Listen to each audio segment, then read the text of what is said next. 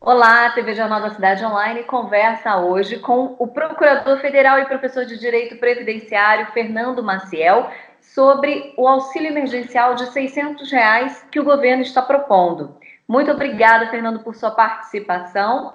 Para a gente começar, Fernando, qual é a importância desse auxílio nesse momento de crise?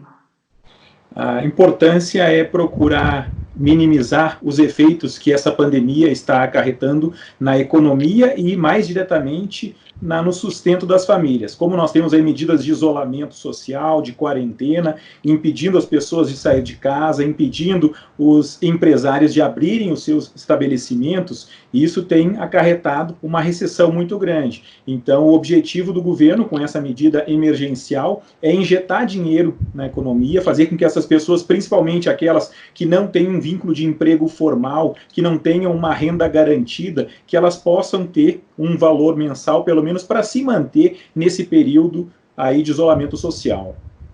Isso que eu ia te perguntar, quem tem direito a esse auxílio e por quanto tempo, né? Quantas prestações o governo vai poder ajudar essas pessoas? Como é que vai funcionar? A proposta do governo foi estabelecer esse auxílio emergencial pelo prazo de 3 meses, que é o que se prevê que possa contornar aí a propagação dessa pandemia. Em princípio, foi apresentado um valor de R$ 200 mensais. Ao chegar na Câmara de Deputados, houve uma tratativa para aumentar. Então, foi aprovado na versão da Câmara, né, o valor de R$ 600 para os trabalhadores informais. E agora, com a votação do Senado, provavelmente vai se manter esse valor.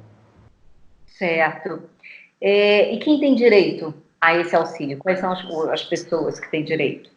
O foco principal do governo são aquelas pessoas que não possuem um vínculo de emprego, ou seja, os trabalhadores informais. Então, essas pessoas que não têm uma renda garantida, até porque, se for um empregado, nós temos uma medida provisória, 927, que estabelece medidas alternativas, quer seja antecipação de férias, concessão de férias coletivas, a realização de banco de horas, que visa proteger o trabalhador empregado. Porém, aquele autônomo, muitas vezes aquele que não tem um vínculo formal, este sim fica sem uma fonte de renda. Então, o objetivo do governo são pessoas acima de 18 anos que apresentem uma determinada renda limite, então pessoas, né, de baixa renda, que não possuam nenhum benefício previdenciário, não estejam recebendo seguro-desemprego. A única possibilidade que pode ter aí de um benefício cumulativo seria o Bolsa Família, mas via de regra é focado nesses trabalhadores informais. E isso inclui também o MEI, né? O microempreendedor individual. Porém, tem essa questão da renda, tem que ter um limite de renda. Então, não é para qualquer MEI também, né? Exatamente, né? O governo estabeleceu alguns parâmetros para definir quem vai ter direito a esse auxílio emergencial. Por exemplo, numa família, teria que observar uma renda per capita, ou seja, por pessoa, de até, né, meio salário mínimo, ou então um somatório da renda familiar, aí da ordem de aproximadamente R$ 3.000. E também tem um outro critério que seria aproximadamente R$ 28.000 recebidos no ano anterior. Então, o governo estabeleceu, né, esses critérios justamente para direcionar esses recursos para aquelas pessoas mais necessitadas. E como é que esse auxílio emergencial ele vai poder ser resgatado? Provavelmente vai ser por intermédio de ferramentas digitais, assim como nós já temos hoje, né, o INSS ele está com as suas agências fechadas, suspendeu o atendimento presencial para não propagar aí o coronavírus, então está fazendo tudo via plataforma Meu INSS. Então essas pessoas também vão ter uma forma digital de buscar este benefício. Tem também uma peculiaridade que, via de regra, os benefícios assistenciais, eles pressupõem uma pessoa estar cadastrada no cadastro único, que evidencia ser uma pessoa de baixa renda. Então, pessoas que não estejam cadastradas no Cade Único, elas vão poder também fazer uma autodeclaração e aí sim isso ser válido para requerer esse benefício emergencial. Entendi. E dar esse auxílio demonstra uma preocupação do governo federal com a população e os pequenos empresários?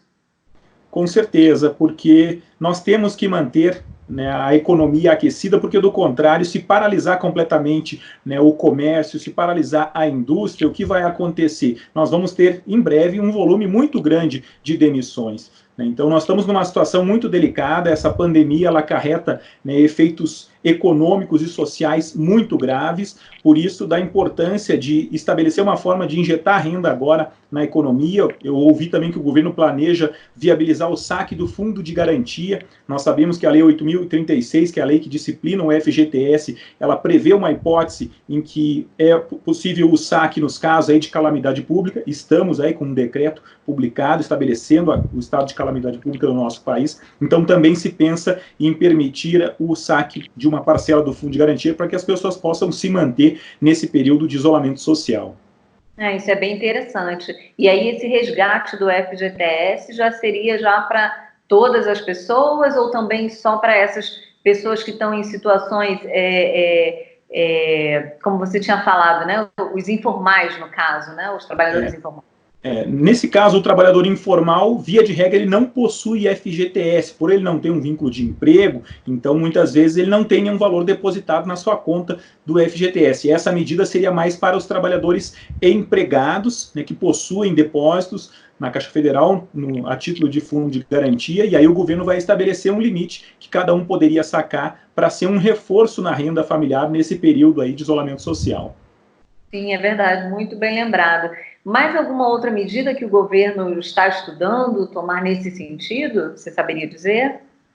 O que nós tivemos recente também foi a aprovação de uma lei que alterou o limite de renda familiar para fins de benefício assistencial, que nós chamamos de BPC-LOAS, o benefício de prestação continuada da Lei Orgânica da Assistência Social. Até então, vigorava o critério de 1/4 do salário mínimo por pessoa. Então, não poderia ter uma renda superior a R$250 por pessoa no âmbito familiar. Isso foi aumentado para meio salário mínimo. Então, agora, famílias que têm uma renda por pessoa de até aproximadamente R$500, arredondando aí o valor do salário mínimo, ela também vai fazer jus a este benefício. Então, isso vai aumentar a proteção do Estado, vai ter mais famílias recebendo esse benefício assistencial. Lembrando, ele não pressupõe contribuição, ele não é um benefício previdenciário, ele é devido a pessoas idosas com 65 anos ou mais, ou então pessoas com deficiência que não tenham condições de garantir o seu sustento. E como você falou, a economia não pode parar, né? Então tem que estar sempre girando, e essas são medidas bem promissoras para isso, né? E, de certa forma, está adotando as medidas que outros países também estão fazendo, alguns estabelecendo uma renda mínima para toda a população, pois essa preocupação que, se não conter, né, esses efeitos sociais e econômicos agora, a gente pode ter um quadro aí de muitas empresas fechando, um volume muito grande de demissões, e nós não queremos isso. Então, nós temos que preservar o emprego e adotar condutas emergenciais diante de um quadro de emergência. Tá certo, maravilha. Muito obrigada, Fernando, por sua participação no nosso canal. Eu conversei com Fernando Maciel, procurador federal e professor de Direito Previdenciário. Eu sou Camila Xavier, direto de Brasília, para a TV Jornal da Cidade Online. Obrigada, Fernando.